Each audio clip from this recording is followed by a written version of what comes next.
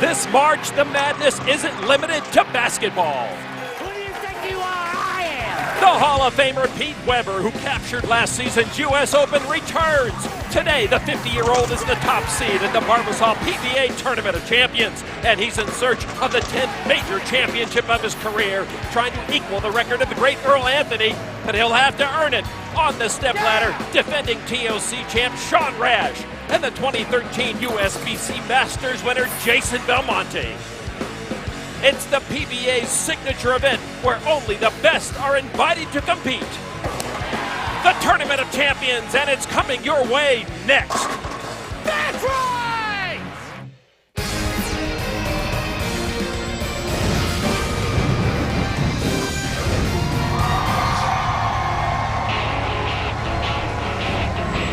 Not far from Lucas Oil Stadium in Indianapolis, where Duke and Louisville will square off later on, we've got our own hardware up for grabs. The Tournament of Champions was born in this city, and now over half a century later has returned to its roots, and returned with a roar. From an elite field made up of only PBA winners, emerged 5 of the game's best, all winners of major events, including Jason Belmonte, winner of the last major a month ago. This is 6th TV final of the last 7 majors. Sean Rash, the current player of the year, looking to go back-to-back. And our opening act between 2 more power players, Tommy Jones and Osku Palermo. And yeah, there's one man who doesn't look like the others, number 1 seed Pete Weber. Hi everybody, I'm Lon McCarron with PBA Hall of Famer Randy Peterson. Randy, the power players in this lineup have the opportunity to do some serious damage on this lane condition. But that might play right into the hands of 9-time major winner Pete Weber. Yeah, and it will for a couple of reasons. First and foremost, Pete Weber's incredible release and soft touch at the bottom of the swing creates a tremendous amount of side rotation. And what this does is it helps Pete's ball clean the front part of the lane. His ball doesn't read the massive amounts of transition created by the high rev players. It also creates a tremendous amount of entry angle for Pete, and so that adds to a really high percentage of strike and carry. The second for Pete Weber, he's got all the major championship experience in his corner. Pete Weber just 1 game away from winning his 10th major title, tying the late great Earl Anthony for the most major victories all time. And oh, by the way, Lon, did I mention Pete's 50 years old? And the man in the catbird seat is standing by right now with our Kimberly Pressler. Thanks, Lon. So, Pete, you have won so many majors in your illustrious career, but you've only won the TOC 1 time, and that was 26 years ago. Do you think at age 50 you have what it takes to do that again today against these young guns? Well, Kim, I'm pretty sure that I've proven myself over the years to the young kids that I'm not afraid of them, and I know they're not afraid of me. But to do what I need to do today, I just need to stay focused on what I've been doing all week and not worry about what they do. Absolutely. Now, how much attention are you going to pay to these guys in these earlier games? Well, I'll be somewhere in front of a TV watching, seeing where they're playing the lane, seeing how they break down, and then have a conversation with Del before we go on, and we'll decide what I need to do. Well, I know that you have a lot of people rooting for you today, so good luck this afternoon. Thank you very much. Randy, this has been a demanding tournament format. Well, a lot of games involved in any major, and the Tournament of Champions is no different. 48 total games, but anytime you have that format, Lon, in these lane conditions, the cream will always rise to the top. We are ready to get this finale underway. The number 4 player owns 14 PBA Tour titles and is a former PBA Player of the Year from Simpsonville, South Carolina, Tommy Jones. 13 years on tour, 14 PBA titles. His latest coming this year in Japan, defeating Sean Rash in that finale. Rash on our stepladder today. Good to see Tommy back in the finals, huh? It really is, and he told us the other day that he's finally healthy for the first time. And Tommy Jones has always been one of my favorite players out here, and he's a lot of fun to watch. Very entertaining. Tommy Jones opening up our stepladder finals from Indianapolis. Oh, it kicked the 10, but the 10 was too stubborn. And right away you see the power being displayed by our competitors on today's telecast. Tommy Jones gets that ball into the Swish zone just a little bit light. A couple of messengers come over, but the 10 pin still standing. Tommy told me that he probably threw it as hard and hit it as much as he could for the entire week. Very physical and demanding. Tommy, one of the early power players on tour, maybe not top dog in that respect, but he can still bring it.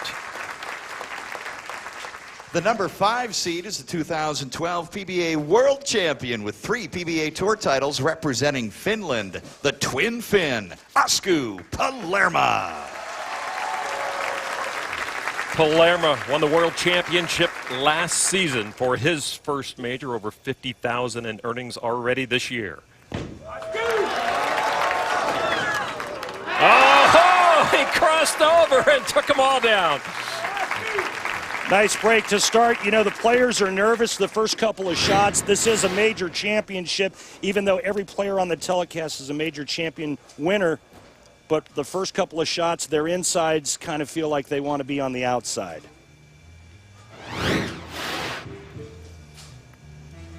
Using a Defiant Soul, going with a fairly strong piece of equipment. The reason for that is because of his high speed and rev rate. He needs that ball to get started early and then come off the end of the pattern a little softer. If he goes to a weaker piece of equipment, it'll be too violent down the lane. Palermo high again, and a look of worry on his face. Well, if you thought he threw it fast on his first ball, when he puts his thumb in it, it goes even faster. Watch this. One-handed spare, no mercy. So Palermo sits down, bringing Tommy Jones to the approach. I've not seen much of TJ in the last couple of years, as we mentioned. Randy alluded to it. He's been plagued by various injuries, neck and hip most recently, but he says he has overcome that. He's got his legs back underneath him. Fastest player in PBA history to win $1 million.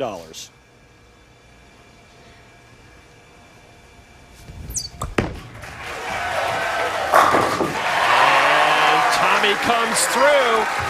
TJ's second major win and 10th overall came in the 2007 Tournament of Champions, bowling against Tony Reyes. TJ opened with 6 strikes in a row en route to a 257-222 victory. He did this on a 50-foot oil pattern in Uncasville, Connecticut at the Mohegan Sun.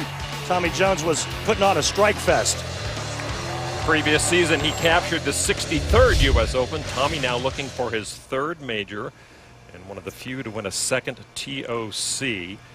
He struggled early, always looking to improve with every game, changing balls even if he's rolled a good game. He says the picture got clearer with every game. Yes, sir! Tommy Jones bringing the fire. Picture's pretty clear right now early on for Tommy Jones. He really put on a show the last 8 games of match play to make the telecast Friday night. Tommy Jones picking up where he left off. Well, the other 3, or actually the other 4 bowlers on our stepladder were in the top 4 from the 3rd qualifying round on. Jones forcing his way up, 22nd, 16th, 12th, 7th, and then 4th. Now Osku back on, and Osku rattles the 10, but he doesn't seem to have found his mark yet, Randy.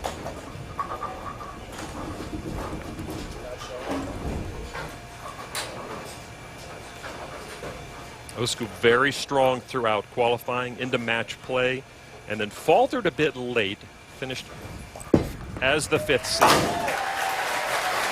And in qualifying, he actually, on Thursday, in his very first frame, left the 7-10.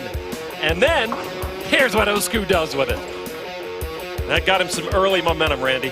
He actually made the 7-10 twice in this tournament. But most impressively, the last game in position round, Osku Palermo stepped up against Bill O'Neill. He needed the first strike in the 10th frame to make the show, and he threw it dead solid perfect. Here's a ball change. Working on a spinner, looking for some help, leaves the rail. And he knew he was in trouble when he went Brooklyn, then he went through the nose. He gave that ball a little bit more room to the right, and he almost left the 2-8-10 on the right lane. Now he makes a ball change, tries to go straighter, but right there is the out of bounds. Needs to move in off of that shot, maybe with the same ball. 1, 2, 4, 7. Can he get them all? He can, and he got the kick. And there's Osku at his best. And I'll tell you, he's lucky he's only trailing by 15 right now. Not one ball has been close to hitting the pocket. This is very fortunate to convert the 1-2 4-7. He almost left it 2-8-10 on the right lane. Now, Tommy Jones can increase his lead to 25. Jones working on a double in his fourth. Last TV appearance was here in this center, 7th place in the Dick Weber playoffs. Big swing of this power man. He doesn't like it. God, Tommy. So bad. Great profile look of Tommy Jones, and what a great athlete Tommy is. Played baseball, really good golfer. You can see just how low he gets to the foul line, but did not like that shot as he keeps him high, but only leaving the 4-pin. TJ is second all-time in TV winning percentage to Jeff Pensack. Pensack with over 73%. Jones over 70%. He converts. Here's what Tommy's working with. Tommy using a little less aggressive equipment, but keeping the ball a little bit more on line.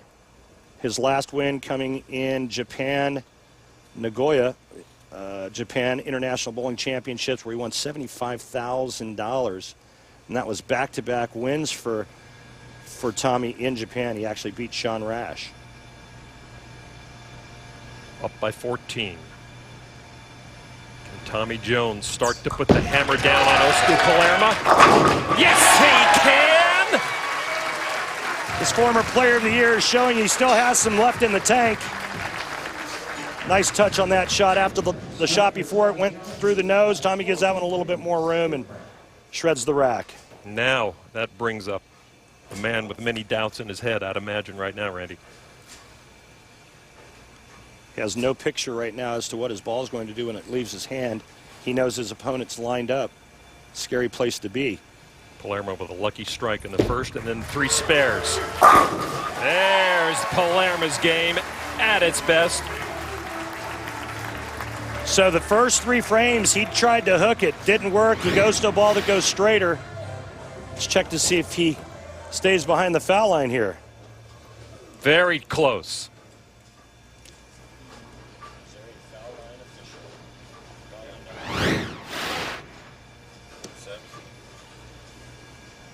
Palermo now working on a strike. That missed as well. Well, that was a bad shot. He just got it a little bit wide of target. Going with 2 different bowling balls now. Tried to go straighter with the ball that hooks more, and it just kind of got wide of target. Again, very fortunate only to be down by 14 with only 1 out of 6 shots in the pocket. And a 2-handed spare throw from Palermo, who has to figure out what's wrong quickly as he trails Tommy Jones by 14 on our opening match of the Barbasol PBA Tournament of Champions, coming your way live from Indianapolis.